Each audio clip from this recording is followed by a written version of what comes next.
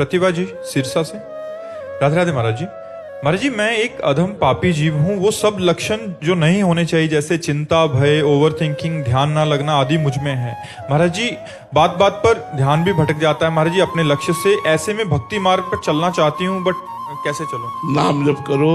नाम भाव बने ना बने, ध्यान लगे ना लगे, कुछ भी कैसे भी हमारे आचरण, चिंता मत करो, नाम जप करो।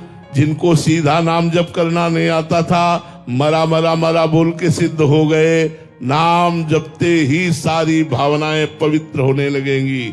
हाँ, मानते हैं कुछ दिन पूर्वाभ्यासवश जो गलत आचरण है वो हमको घसीट सकते हैं, लेकिन नाम जब चल रहा है तो उनकी मलिनता और उनकी प्रवृत्ति दोनों का नाश कर देगा। पाप और पाप की प्रवृत्ति दोनों का नाश कर देगा नाम जब पकड़ लो सब ठीक हो जाएगा। कलियुग केवल नाम आधारा, सुमिर सुमिर नर उतर ही पारा। ये कलिकाल मलायतन, मन कर देख विचार, श्री रघुनाथ नाम बिन नाहिन आन आधार। भगवान का नाम ही आधार है, आपको बिल्कुल ठीक कर देगा। आप दूसरों को पवित्र करने वाले बन जाएंगे यदि आप अपनी जिह्वा से भगवान का नाम रटेंगे। नाम रटते ही अशुभों का नाश प्रारंभ हो जाता है। नूपुर जी दिल्ली से। राधे राधे महाराज जी। महाराज जी, हम रोज दिनचर्या में ऐसी कौन कौन सी गलतियां करते हैं जिससे नाम जप की सात्विक ऊर्जा एवं उसका प्रभाव कम हो जाता है? सबसे पहला गलत भोजन, रजोगुणी या तमोगुणी भोजन, वो हमारे अंदर जो भजन करने से सात्विक ऊर्जा बनती है उसको छीन कर देता है। दूसरा, गलत दृश्य देखना, गलत दृश्यों को देखना, जो भगवत विमुख करने वाले सीरियल हैं या जो भी नाटक नौटंकी हैं, गलत दृश्यों को देखना। तीसरा, गलत श्रवण करना। चौथा, गलत बोलना।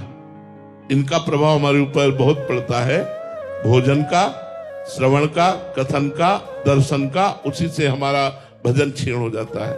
शौभरी जी ने एक मछली को मैथुन करते हुए देखा तो उनके अंदर काम वेदना जागृत हो गई और मानधाता की 50 पुत्रियों से ब्याह किया। भागवत में वर्णन आता है। अजामिल जी ने एक वैश्या को दुराचार करते हुए देखा और इतना मन मलिन हुआ कि उसी वैश्या के अधीन हो गए।